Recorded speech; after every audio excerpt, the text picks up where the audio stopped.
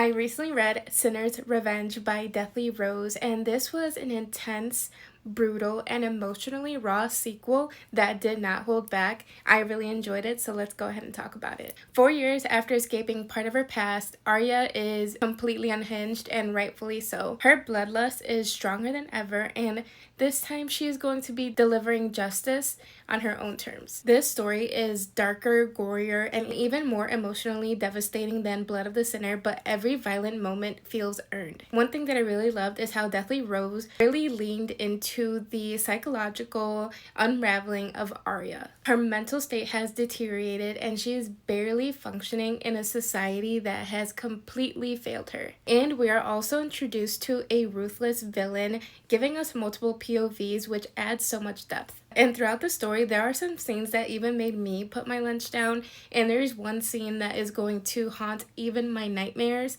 and that is the body parts on the wall.